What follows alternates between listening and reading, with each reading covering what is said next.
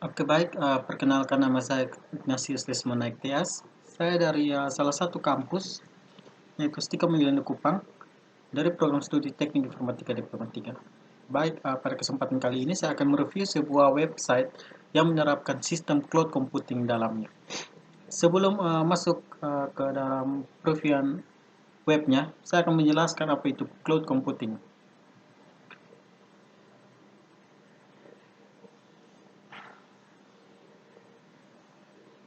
Baik, cloud computing adalah penggabungan teknologi komputerisasi dan internet di mana data mulai dari skala kecil hingga besar tersimpan di server internet yang memungkinkan kita dapat mengakses data kita dari berbagai lokasi dan melalui berbagai platform.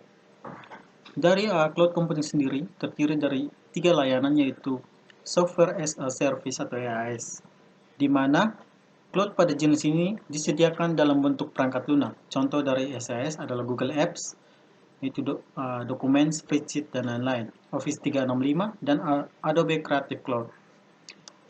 Pada layanan SaaS, pengguna layanan hanya perlu menggunakan aplikasi tersebut tanpa harus mengerti dan mengurus bagaimana data disimpan atau bagaimana aplikasi tersebut di-maintain, karena hal tersebut merupakan servis yang disediakan oleh pihak pelayan.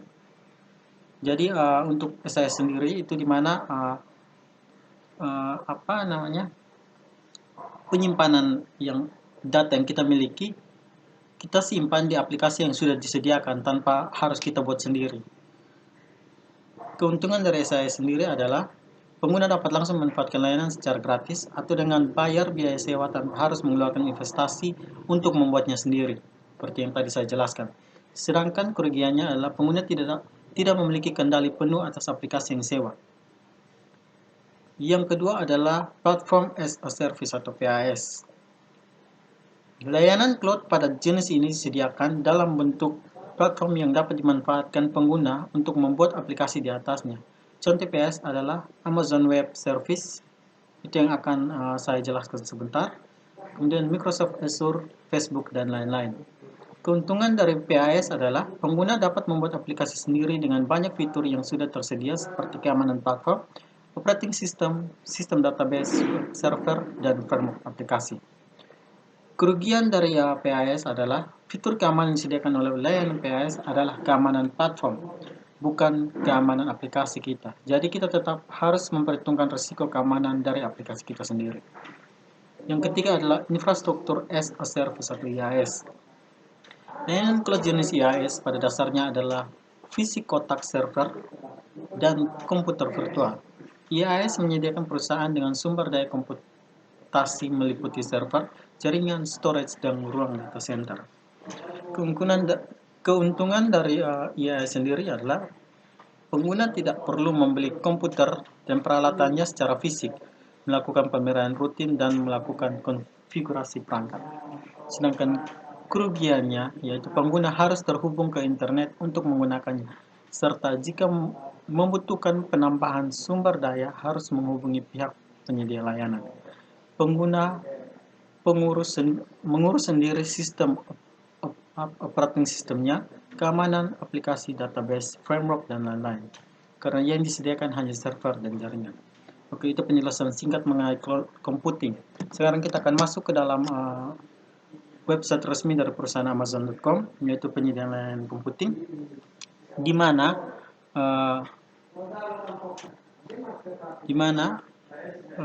Amazon sendiri merupakan perusahaan teknologi multinasional yang berbasis di Seattle, yang berfokus pada e-commerce, komputasi awan atau cloud computing, streaming digital, dan kecerdasan buatan. Perusahaan ini dianggap sebagai salah satu perusahaan teknologi Big Four bersama dengan Google Apps dan Facebook.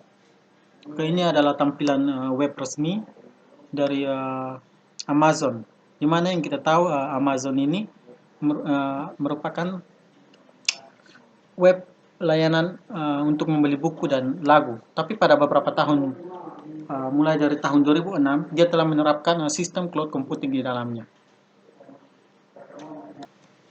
Namun Amazon ini lebih cenderung bergerak ke bidang IaaS yang tadi, bukan IaaS tapi Sistem yang kedua tadi adalah SAS kalau tidak salah. PAS. Ini PAS yaitu dia menyediakan dia adalah layanan cloud pada jenis yang menyediakan dalam bentuk platform yang dapat dimanfaatkan pengguna untuk membuat aplikasi di atasnya. Dia lebih cenderung ke sini. Namun, dia juga telah menerapkan sistem yang pertama, yaitu SAS, di mana penyimpanan data kita itu menggunakan aplikasi yang sudah ada. Jadi kita tidak perlu repot. Oke, untuk Amazon sendiri itu menyerapkan ketiganya, yaitu PAS, menyediakan perangkat keras dan perangkat lunak melalui internet, dan orang menggunakan alat ini untuk mengembangkan aplikasi. Penggunaan PAS sendiri cenderung cenderung yang menggunakannya adalah pengembang dan atau developer. Sedangkan untuk sistem yang keduanya, Amazon menerapkan layanan computing IaaS, menawarkan layanan seperti penyimpanan pay as you go atau jaringan dan virtualisasi. IaaS memberi pengguna alternatif berbasis cloud untuk infrastruktur di lokasi, sehingga bisnis dapat menghindar investasi dalam sumber daya di tempat yang mahal. Oke, untuk yang ketiganya, platform SAS-nya, yaitu membuat perangkat lunak tersedia untuk pengguna melalui internet, biasanya dengan biaya berlangganan bulanan. Jadi misalnya seperti member-member Amazon, itu dia menerapkan SAS. Jadi untuk pengguna melalui internet biasanya dengan biaya berlangganan bulanan.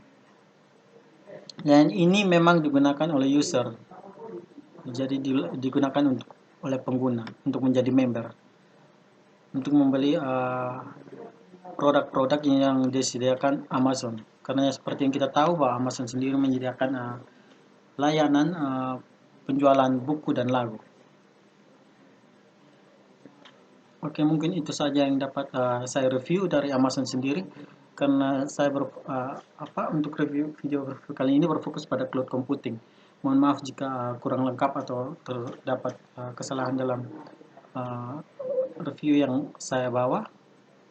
Oleh karena itu, saya mohon komen dari teman-teman semua, sehingga pada tutorial review yang berikut saya bisa lebih baik darinya. Oke, sekian dan terima kasih.